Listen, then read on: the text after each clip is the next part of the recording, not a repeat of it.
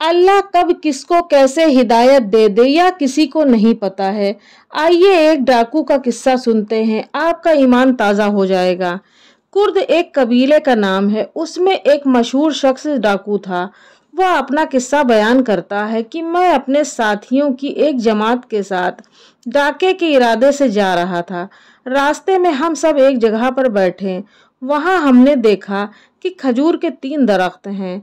2 पर तो खूब फल आ रहे हैं और एक बिल्कुल खुश्क है, और एक चिड़िया बार बार आती है और फलदार दरख्तों पर से तरोताजा खजूर अपनी चोंच से ले जाकर उस खुश्क दरख्त पर जाती है।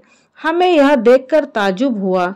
मैंने 10 मर्तबा उस चिड़िया को ले जाते देखा तो मुझे यह ख्याल गुजरा कि उस पर चढ़कर देखूं कि यह चिड़िया उस खजूर का आखिर करती क्या है। मैंने उस दरख्त की चोटी पर जाकर देखा कि वहां एक अंधा सांप मुंह खोले पड़ा है और यह चिड़िया तरोताजा खजूर उसके मुंह में डाल देती है।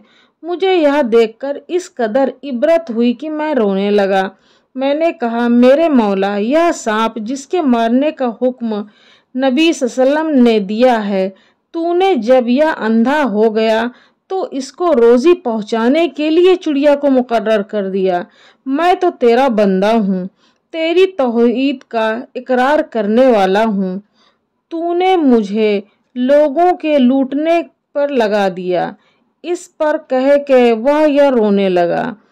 फिर उसने तौबा की। मैंने उस वक्त अपनी तलवारें तोड़ दी जो लोगों को लूटने में काम देती थीं, और सर पर खाक डालता हुआ दरगुजर दरगुजर दरगुजर कहने लगा।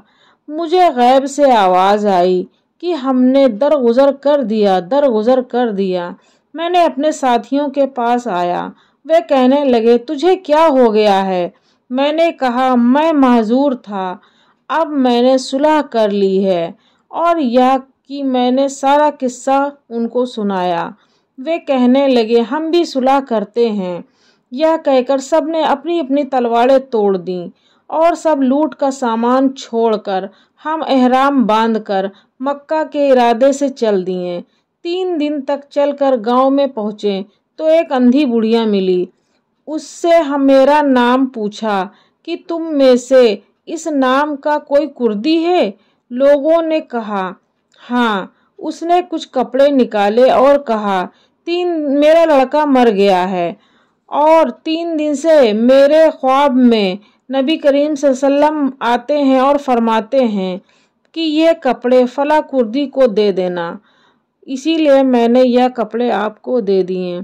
इस किस्से में दोनों चीज़ें काबिल इबरत हैं। अंधे सांप की अल्लाह जल्ले शानहू की तरफ से रोज़ी का सामान और सल्लम की तरफ से कपड़ों का अतिया।